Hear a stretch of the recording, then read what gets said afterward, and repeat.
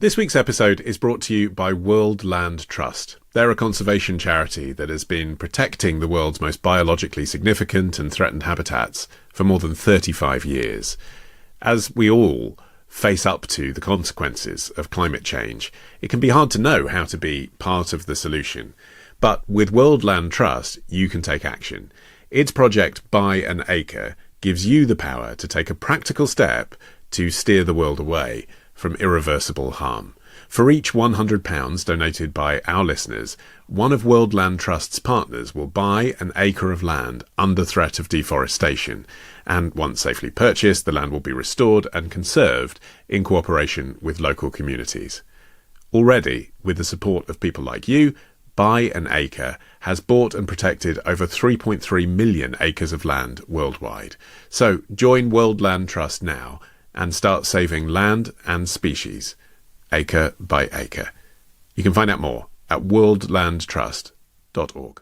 It's the week ending Friday the 3rd of October, and this is The Week Unwrapped. In the past 7 days, we've seen a suspect shot dead after an attack outside a Manchester synagogue, Sir Keir Starmer taking aim at Reform UK in his speech at the Labour Party conference, and the death of conservationist Dame Jane Goodall at the age of 91. You can read all you need to know about everything that matters in The Week magazine, but we're here to bring you some stories that passed under the radar this week. Big news, not making headlines right now, but with repercussions for all our lives. I'm Olly Mann. Let's unwrap the week.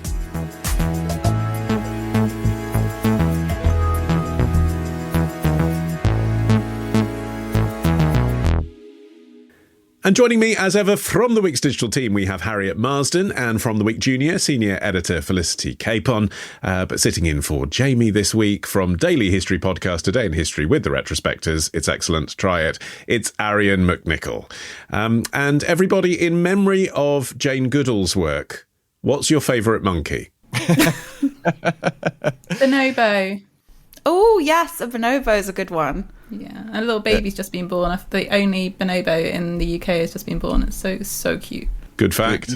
Nothing really competes, though, with squirrel and spider monkeys, who I must confess I can't even tell the difference between them, but they're just both mischievous little so-and-sos who are hilarious to watch at the zoo, and I can't go past them. Felicity, you're up first. What do you think this week should be remembered for? The small country making Putin squirm. The final results are yet to be presented by electoral authority, but it's clear for now that PAS is set to get at least 54 out of 101 seats in the parliament. After Russian invasion of Ukraine, people really saw the support of the free world. European Union, United Kingdom, US were close to Moldova in these past 3.5 years with support, with helping Moldova go through a major economic challenges caused by the Russian aggression of Ukraine, because we saw a dramatic inflation spike, we saw the increase in energy prices here, we saw a massive Russian hybrid warfare against Moldova. And Moldovans really felt the support of the European Union, of the free world, as I was saying, and I believe that played a crucial role. Adrian Balute, Chief of Staff to President Sandu of Moldova, speaking to BBC News on Monday. Felicity, what's the story? The story is that the country's ruling pro-EU party won a comfortable majority in elections on Sunday.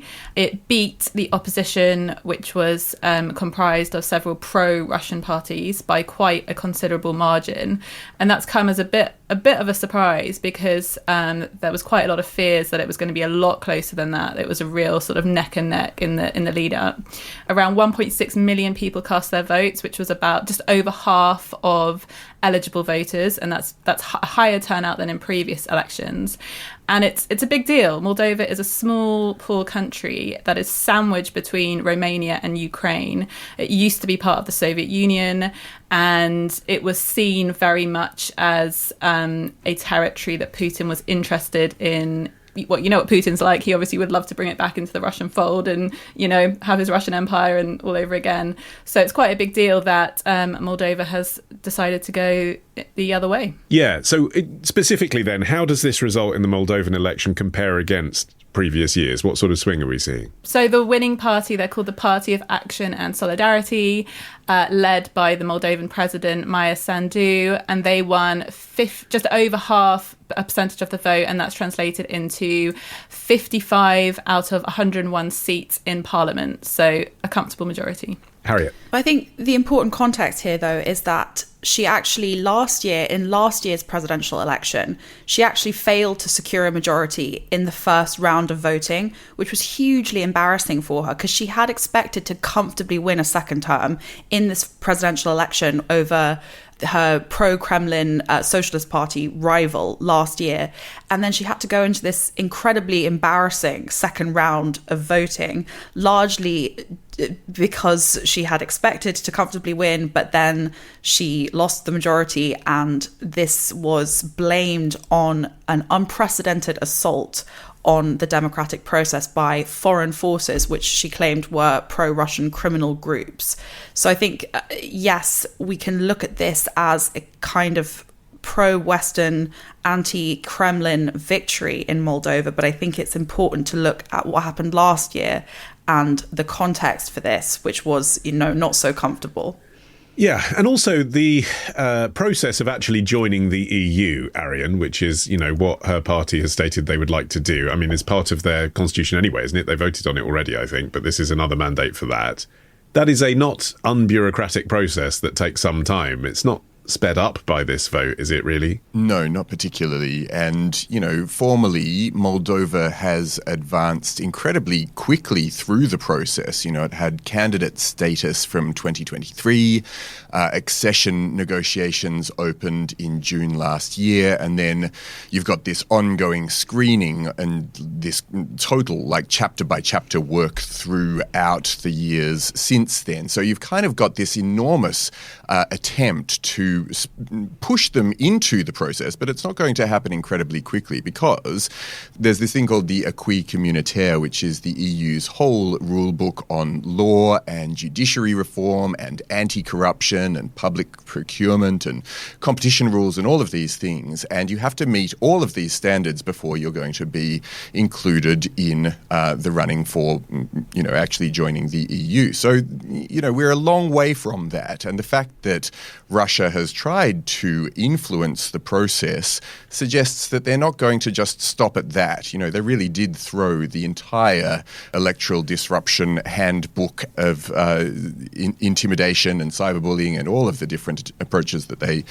have at their fingertips at this. And you get the sense that that's not going to be the end of the story for the Kremlin. Yeah, you were nodding, Harriet. What have we seen the Russians try and do? Well, like Arion was saying, pretty much everything. So the allegations range from just kind of interference in terms of money, influence, and then towards cyber attacks, bomb threats at polling stations, both in Moldova and in other countries as well, like Italy. So the police are talking about this as an unprecedented effort by Russia. Why would they be threatening Italy? Can people from Moldova vote in an Italian polling booth? Yeah, so that's what's really interesting about it, actually, that Moldova has this incredibly powerful diaspora that typically votes in favour of this pro-European Action and Solidarity Party, and that are, generally speaking, younger and more inclined to a pro-Western sentiment. So that's the Sandu's stronghold is in the Moldovan diaspora. So that's partly in Italy. Okay, and what was the reaction, Felicity, of the pro-Russian parties in Moldova to this election result? It was quite predictable, really. The leader of the pro-Russian Patriotic Electoral Bloc, they immediately declared victory even when the votes hadn't finished counting, and then after that urged protests on the street. And there were protests, although I don't think they were that huge. But they have also complained that they were kind of mistreated throughout the process. So 2 parties within the pro-Russian bloc were banned from participating on the eve of the election due to concerns about illegal funding. It's quite interesting because the country is actually quite a divided country in many ways. So, on this election, it was like pretty 50-50. There's still a lot of support for Russia within the country. And there is an area called Transnistria, which is lies along the border with Ukraine, that is a breakaway state where about 1,500 Russian troops are still present. And the government of that breakaway territory has frequently requested Russian annexation several times. So this is a victory, but there is still a lot of support for Russia within the territory, and complaints that actually the pro-Russian bloc were not very well treated. And also voters in Transnistria complained that they faced logistical challenges. They had to travel to polling stations a long way away in order to vote. So kind of predictable. And also that's how the Kremlin has also come out and said it wasn't fair. I mean, you're saying predictable, but do you think that the pro-Russian voices across Moldova are just peddling Kremlin propaganda when they say their vote was suppressed? Or do you detect that some of that is actually going on as well? I mean, both things can be happening, can't it? The Russians can be trying to meddle in the elections, but also pro-Russian voices can be suppressed. Of course. I think there was probably a bit of both. I think it's a complicated picture. I think it's without doubt that Russia's efforts to kind of to sow the seeds of misinformation is there's definitely evidence for that, and it was very sophisticated. There was this widespread voter buying operation. Voters were bribed to vote for particular parties. Cyber attacks. They were quite big on TikTok, sort of saying that President Sandu had a drugs problem, making up all these, lies about her. But, there is also genuine Russian sentiment, as there is in other countries like Estonia. I'm sure that goes back to the history and the geography of the region and being part of the Soviet Union. These things are always so much more complicated. I think there is probably a bias in the West that we want to make it look much more simpler than it really is. Yeah. And let's talk a little bit more about Transnistria, because it is such a fascinating thing. Not that we talk about Moldova much, but this sliver of land in Moldova. It's fascinating because, Arion, when you look at a map, from a Western perspective, from a European perspective, I suppose you can sort of understand why Putin would approach Ukraine from the east. He's on the east.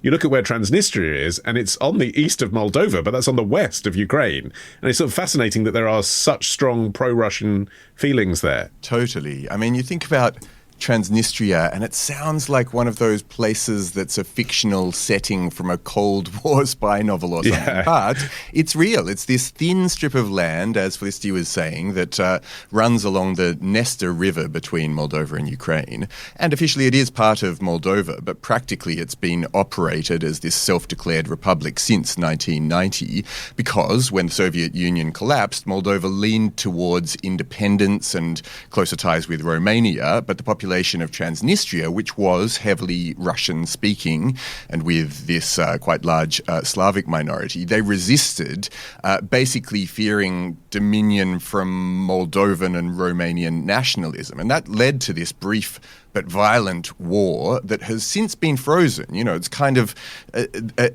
just a tension that has lingered. And part of the reason why, apart from the fact that Moldova is very poor and is still struggling to right itself to meet some of those stringent demands of the EU, that the EU isn't willing to just take them into their fold, is because there's this frozen conflict and they don't want to have to deal with that. So it's sort of quite convenient in the status quo, the sort of relationship that it has right now, neither part of the Russian sphere nor entirely fully embraced by the EU. And I think that's why it's most likely that we're going to see something like the way that it is continuing for some time. But we've talked about the suppression of pro-Russian sentiment, supposedly the suppression of pro-Russian sentiment in Moldova and Transnistria as well. But what we haven't mentioned is on the flip side, the artificial amplification of pro-Russian sentiment, because a really, really big part of the Kremlin's kind of war on democratic processes in this part of the eastern flank of Europe and eastern flank of NATO, formerly these Soviet countries, a really big part of this is the use of cyber warfare, and like a lot of it fueled by AI now, to flood these places with disinformation. Some of the pro-Russian sentiment isn't in fact rooted in reality, but it's a form of brainwashing effectively. And on top of that, you've also got this massive wave of illicit cash, like Kremlin cash effectively, that's being funneled into these countries, into Moldova, but also Romania, also Slovakia, also Poland. This massive amount of Russian money to promote Russian-leaning opposition parties and Russian-leaning candidates and pro-Kremlin candidates. So this is like a triple warfare. There's all this disinformation, and there's all this dirty money, and there's all this just like threats and attacks and cyber warfare and bomb threats too. So it's very difficult to separate a legitimate pro-Russian leaning with what Russia wants there to be, which is in fact an anti-EU leaning.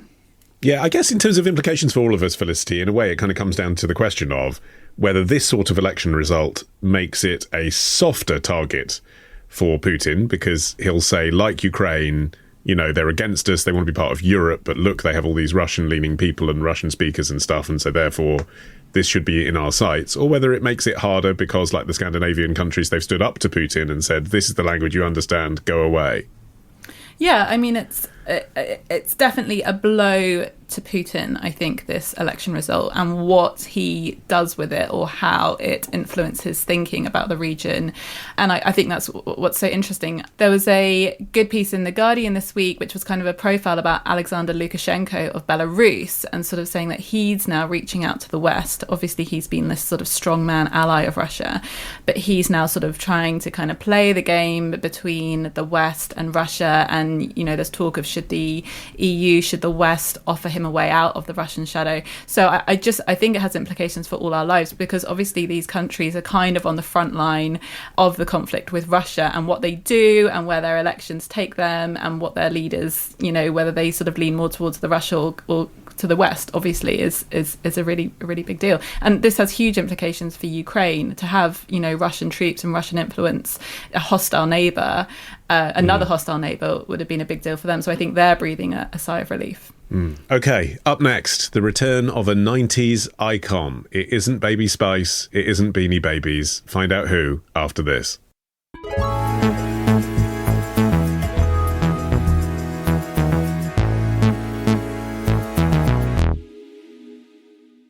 Okay, Arion, it's your turn. What do you think this week should be remembered for? A former PM is back in the headlines this week, proving there still must be something in the Blair. The leaders of the Arab world and Israel and everybody involved asked me to do this, so it would be headed by a gentleman known as President Donald J. Trump of the United States. That's what I want, is some extra work to do, but it's so important that I'm willing to do it, and we'll do it right, and we're going to put leaders from other countries on, and leaders that are very distinguished leaders, and we'll have a board, and one of the people that wants to be on the board is the UK former Prime Minister, Tony Blair, good man, very good man, and some others, and they'll be named over the next few days. President Trump announcing his proposed Board of Peace on Monday. Not exactly under the radar news, Arion, but the familiar name cropping up there is what you would like to focus on this week. Yeah, this week we've seen a fascinating and rather unexpected re-emergence of Tony Blair, and 3 stories have come together around him. The main one is the one that we were just hearing about, is that he appears to be being lined up for a role in post-war Gaza, and there's lots of speculation about what exactly that role might be and what he'd do with it. But that isn't his only comeback. His digital IDs are back on the national agenda 20-odd years after he first proposed them. But the third, and perhaps most interesting and under-the-radar story around him, is that there's been a bunch of articles stemming from reporting done by a couple of investigative newsrooms about the Tony Blair Institute and how it's championing AI, in part potentially because billionaire Larry Ellison of Oracle fame has given him loads of cash. So it's a lot to dig into. I'm sure we'll break it into pieces, but it sort of amounts to this second coming of a man who's sort of never been entirely comfortable being relegated to the political wilderness.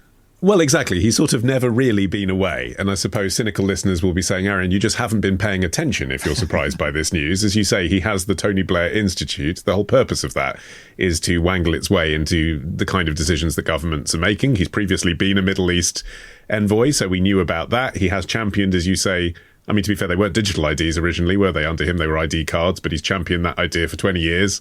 So not a surprise. It's just that that's the way the news agenda's gone this week, that his name comes up a lot. Yes, I suppose so. But, and you're right, he hasn't been out of the news. But the idea of him pretty much running a new state, and that state being a place in the Middle East where he is entirely persona non grata, except if you're the UN setting him up as a peace envoy of all things. I mean, it's for so long obviously been an intensely controversial thing, but the idea that he'd actually go ahead, as it looks as though Donald Trump was implying, and be the person who's in charge of, yes, a transitional government in Gaza, or at least a body running the place, is astonishing in its own right. But then you add on top of it this whole story about his institute's engagement with the man who was briefly the world's richest man, and I think you've got controversy upon controversy layering up. I don't know. I mean, Oasis came back, Harriet. Why not Tony Blair? Well, the truth is, unlike Oasis, Tony Blair's never been unimportant. I think that there's so many strands of the story. So I think just to break it down a little bit, first of all, the Tony Blair Institute is pretty much one of the most powerful and wealthy think tanks in the UK, with astonishing levels of influence and connection and relationships with the current government. And there's also a significant amount of US money that goes into it as well. So that's the first thing. The second thing is that the Tony Blair Institute has actually been involved with these plans with Donald Trump and the White House for Gaza for a while now. So Tony Blair he met Trump and Trump's former Middle East envoy, Jared Kushner, his son-in-law, for a policy meeting in August.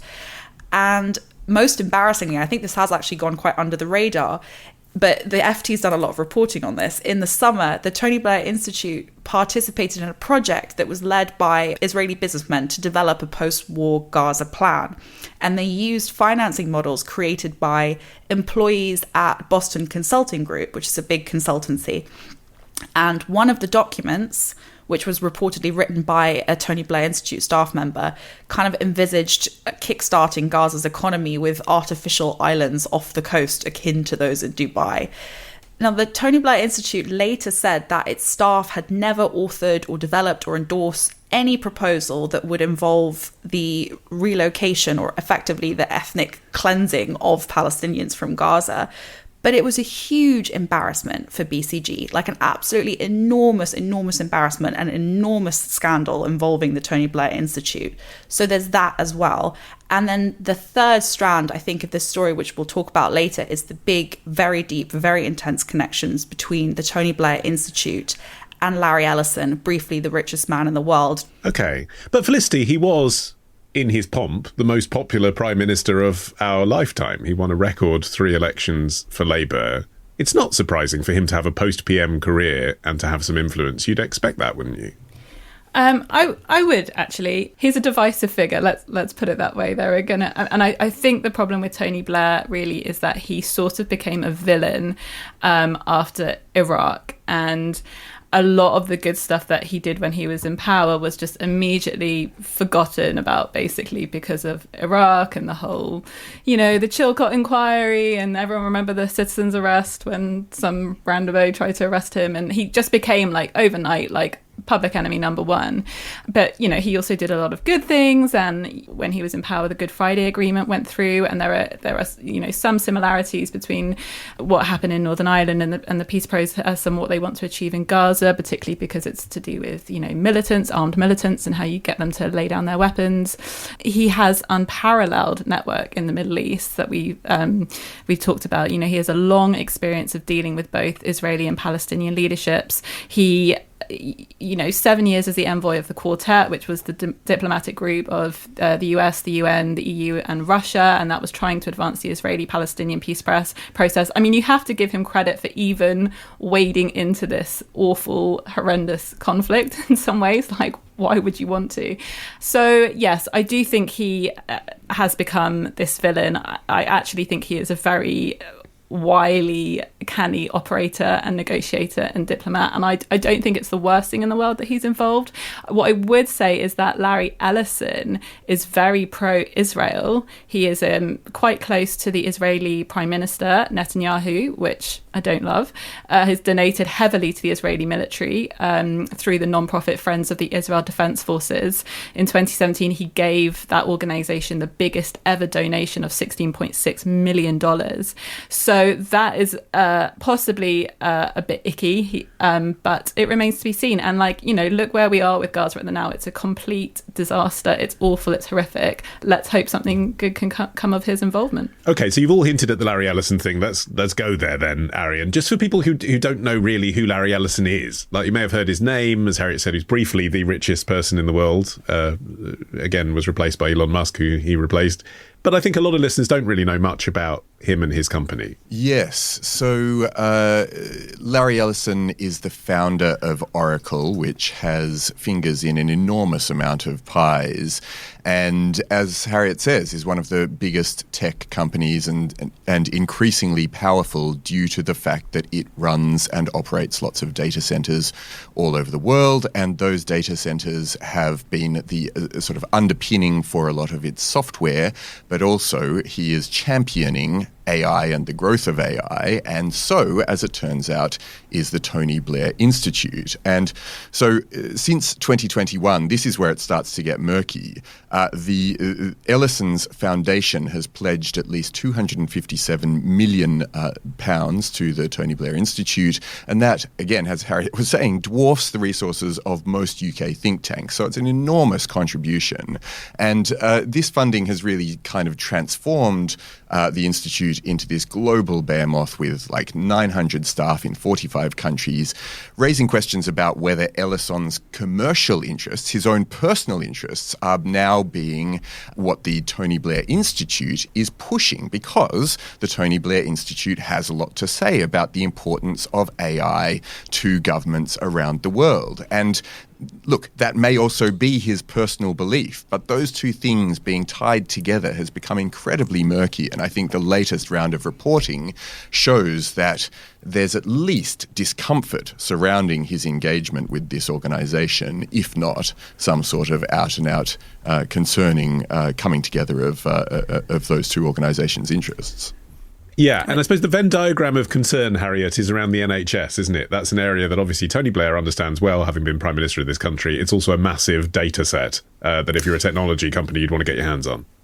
Yeah, so a lot of people think that the big prize, the big thing that the Tony Blair Institute and Tony Blair and Larry Ellison and Oracle all are eyeing, the big prize is access to our most valuable data, which is our NHS health data sets, which is unique around the world. So the US and the EU, they don't have comparable health data sets. Like the NHS records go back for 70 odd years, and the potential commercial value of that data has been estimated to be up to £10 billion per year.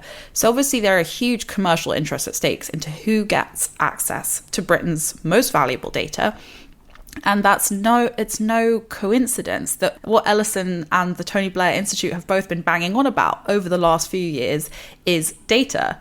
And, the Tony Blair Institute published a report recently called Governing in the Age of AI, Building Britain's National Data Library. So they're basically saying that the UK's data infrastructure is fragmented and unfit for purpose. And so why don't we have something like, for example, Oracle come in and take a look and, take control of it? So the Tony Blair Institute is basically suggesting building new digital health records with a system that's run by Oracle, because it doesn't like the fact that the system is run by Palantir, which is a rival of Oracle. As discussed on a previous episode. But I think the bigger picture here, if we zoom out a bit, is this very intense personal and financial connection between Larry Ellison and Tony Blair that goes back more than 20 years. And it's not just the connections between Oracle and the Tony Blair Institute, which many previous employees of the Tony Blair Institute have said they're really worried about and they've left because the two organizations are kind of starting to look as though they have merged in very murky ways. but also the personal relationship between these two men. Like, they've been on holiday together. And then the relationship between Larry Ellison and Donald Trump, and the overall look at interest in data and the commercialization of data and AI boosterism as well. So there's so much money and there's so much data that's kind of up for grabs here. And the political influence and this network, this broader network of where politics and big tech have really started to coincide, makes this a story that has implications for not just all our lives here in the UK, but kind of everyone's lives around the world. It's also, I think, worth keeping an eye on the wider Ellison family as well, because Oracle is part of a group that is hoping to buy TikTok's US operations, and it's also financed Larry Ellison's son, his takeover of Paramount Studios, and the family's now targeting Warner Brothers. And if that goes ahead, and if the sale of the TikTok's US operations go ahead, that would leave the Ellison family in charge of TikTok, Paramount, and if the Warner Brothers sale goes ahead as well, also entertainment and news brands like CBS News and CNN. So this is basically, we're talking about the possibility of one family owning and controlling basically the majority of the US information ecosphere. Okay, but within the Tony Blair Institute, though, Arion, there are lots of ex-civil servants, there are lots of people who have worked for charities and other think tanks. There are people who would say they themselves are not motivated by any of the stuff that Harriet's just outlined. They're there to try and do something good. Absolutely. And we're talking about kind of these murky comings together of vast organizations and individuals, and we're talking about that partly because we're not the first people to be talking about that. There's been lots of reporting about this, to which accusations the Tony Blair Institute has responded in response to a query from the New Statesman, and they said, the Tony Blair Institute and Oracle are two separate entities. We collaborate with Oracle to help the work we do in supporting some of the poorest countries in the world, and we're very proud of this. TBI does not advocate for Oracle's commercial interests, nor does it advocate for any tech provider. So they have actually responded to some of these allegations, and I think it's worth including that in this piece. And Felicity, I mean, regardless of whether we see Tony Blair as, Jesus or James Bond villain, someone is going to come along, aren't they, and take the NHS data and turn it into something that actually could be good for the whole world's health. That's the whole point. I mean, yes, you can monetize it, but you can monetize it because it means better drugs, better outcomes for people. That's the hope. And I mean, that's certainly similar to, the digital ID cards, that there are going to be ways of revolutionising our healthcare and our information. And obviously there's fears over civil liberties and, who's getting their hands on our data and our personal information. But I mean, it's no secret to say that Tony Blair is an evangelical proponent of AI, as is his son, Ewan Blair, interestingly, who is co-founder and chief exec of Multiverse, which is a tech startup, and he is worth £375 million. So it runs in the family. He's a big fan of AI, and yeah, I mean, you're right. If it wasn't this, it would be someone else who would get their mitts on the data, I'm sure. All right, well, from AI to Brollywood, Brollywood. What does that mean? Find out next.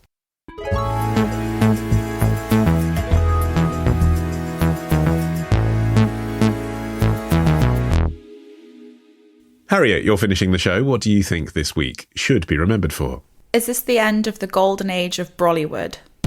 Shh. Quiet.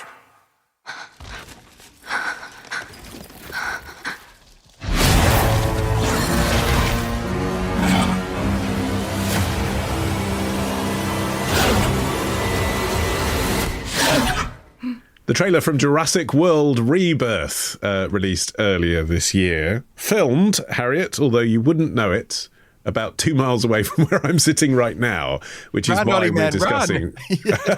Yeah, it's lethal in Hertsmere, which is why we're discussing this news. What is the week's news, Harriet? Well, this week, Trump has proposed 100% tariffs on films produced outside the US to reverse what he's called the theft of Hollywood. He said that our movie-making business has been stolen from the United States of America by other countries, like stealing candy from a baby. Now, it is true to say that Hollywood is and has been struggling for quite a long time over the past 5 to 10 years, but thought instead that we could use this as an opportunity to talk about how incredible the UK film industry has become over the past 10 years, and how... So that's what Brollywood is, by the way. That's what British is, Hollywood. what Right, we're calling, okay. what has been called Brollywood, is what I think is passing under the radar is just how many big studios and big film productions have moved to the UK over the past decade. So we've just heard the trailer for Jurassic World. We've also, Barbie was mostly filmed in the UK. Mission Impossible, Deadpool and Wolverine, the two new Marvel Avengers movies have just wrapped. The first one is just wrapped at Pinewood Studios. So I think that's something that a lot of people might not realize, is that actually Disney, Amazon MGM Studios, Netflix, Warner Brothers, NBC Universal, Sky, all of these huge studios have been filming in the UK and have purchased either sound stages or leases in big studios in the UK. Yeah, it is fascinating, isn't it, Felicity, just how big a deal the film industry is. In Britain, there was an HBO series called The Franchise, which came out earlier this year, which was directed by Sam Mendes, and Armando Iannucci was one of the showrunners. And it was a satire of Hollywood, but it was set in Watford. And I remember watching it and thinking, this is accurate. Like, it's right that you'd have someone like Himesh Patel and Richard E. Grant on set, but I'm not sure Americans who this series is aimed at know that. I don't think they realise that all the big Hollywood blockbusters are filmed basically in Hertfordshire. Yeah, I mean, there are loads of studios across the UK. Crownwork Studios is a £450 million complex in Sunderland. There's Pioneer in Glasgow, Littlewoods in Liverpool, I want to say, so kind of across the map. And I imagine part of the appeal is lots of the films, I think it's sort of a testament to kind of English and British storytelling. So Wuthering Heights has obviously been filmed in the UK, and that's going to be released next year.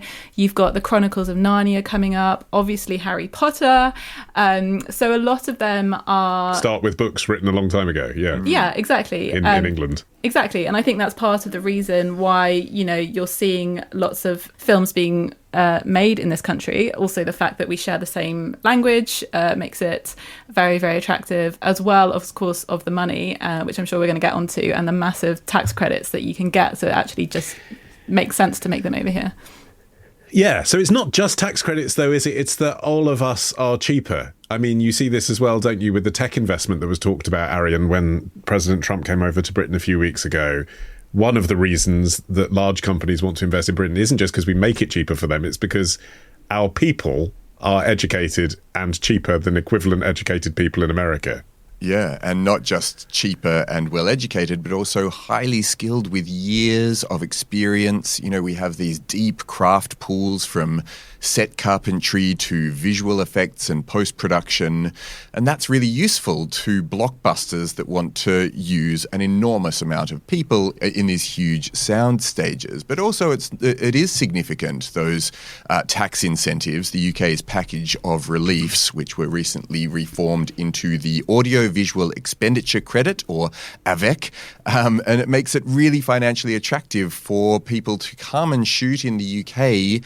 And you know, so you've got this money-saving, this skilled group of people, but also real castles, you know, rolling hills and these outdoor locations that give you the opportunity to provide a whole host of backdrops from, you know, the fantasy of that sort of castle type stuff that's sort of sitting around in the countryside, to then the opportunity to turn parts of the place into, you know, huge rolling worlds, or then use the sound stages to create futuristic environments. So there's an enormous amount of opportunity. But there is a big question about whether it's going to eat into some of the UK's traditional domestic players, you know, the BBCs, Skys and ITVs that have been making lots of UK-based British stories for so long. And now that we're telling these global stories, there's a real question mark over whether they could just ship out next week if there are better tax advantages somewhere else in the world, and particularly if Trump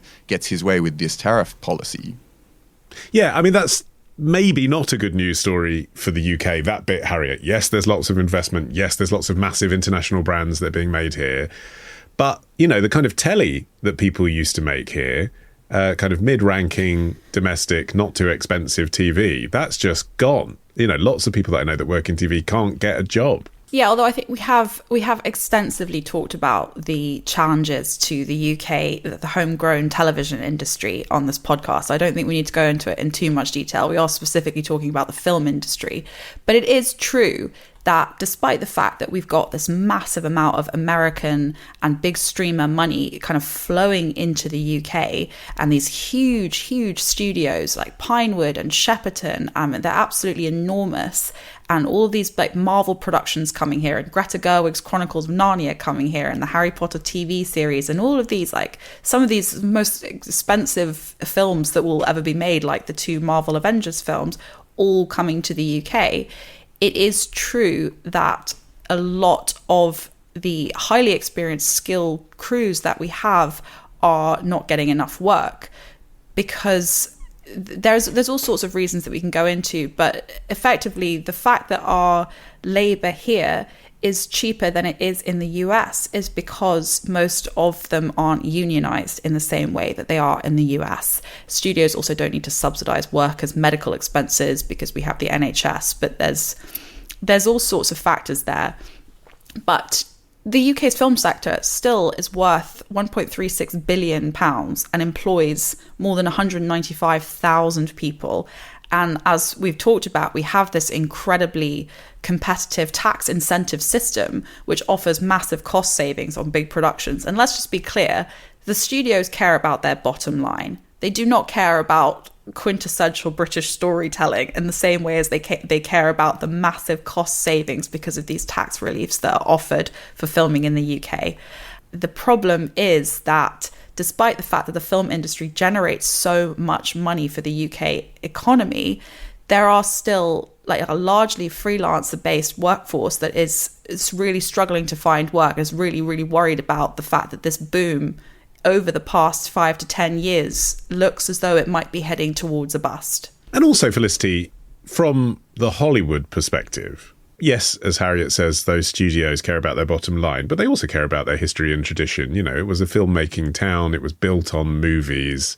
If you work for the likes of Warner Brothers or Paramount or Fox or whoever, you know what the history of that is.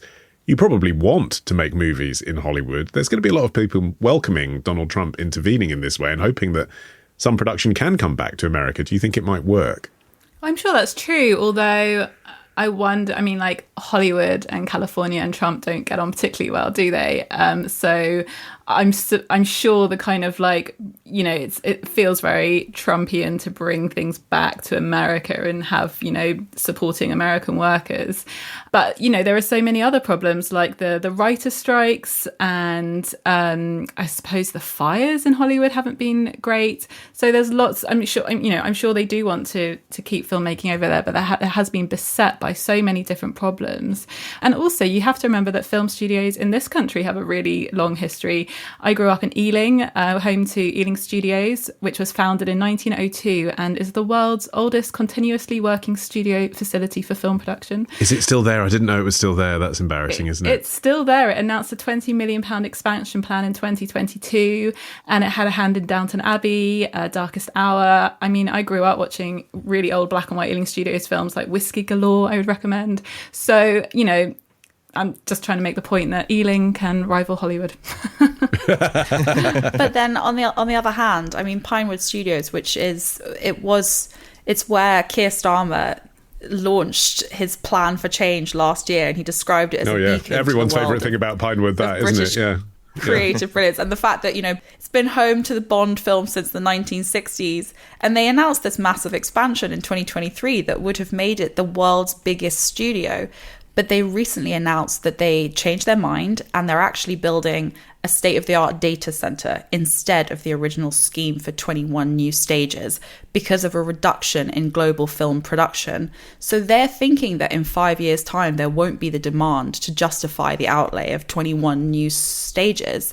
And this is indicative of a wider pattern that basically the UK film industry and mostly driven by international and US companies, expanded too quickly. And we've now got all of these massive stages all over the UK that have these really humongous leases with big streaming companies, which means that smaller or independent films or British films lack somewhere to film. Even though we have all the studio space, like Pinewood, Elstree, Leavesden and Shepperton, they smaller independent films can't film there because they have these leases with big streaming companies. So unless they shoot entirely on location, small productions have nowhere to shoot. And the work is here, but that means that the highly skilled workforce that we have is starting to demand higher salaries. So that margin that the streaming companies and studios, the money that they were saving on labor is getting smaller. And it won't be long before the tax rebates in Hungary actually increase to make it just as attractive at the UK. I mean, Hungary has already had some substantial productions filmed there, like all the Dune films, for example. So we're going to start losing jobs to places like that. So even though the spend is up, the actual number of shoots is way down. So it kind of looks as though this massive boom, this kind of golden era of Brollywood, could be coming to an end whether or not Trump's proposed tariff takes place. Yeah, well, where you are, Arion, in Australia, that was kind of the great white hope for film production, wasn't it? About 20 years ago, I think they made the Matrix movies there. Yep. What happened? Matrix movies. I think you had Mission Impossible or two, and then it all sort of vanished. And I think that is the threat of bringing in foreign productions and being kind of the outsourced labor for the Hollywood industry. And I think that, Australia's response has been to kind of come up with Bluey. That's become our major cultural export in the meantime. Yeah. So it's half your gross national product, I think. Yep. Yeah. The future is Blueywood. That's it. On which, my thanks to Arion and to Harriet and to Felicity and to you. You can follow this show for free. You can get every episode as soon as it's released by searching for The Week Unwrapped wherever you get your podcasts, including YouTube, where you can watch us too, by the way. You can also get 6 free issues of The Week magazine with a trial subscription if you go to theweek.com/subscriptions. In the meantime, I've been Olly Mann. Our music is by Tom Morby, the producer Ollie Peart at Rethink Audio. And until we meet again to unwrap next week, bye-bye.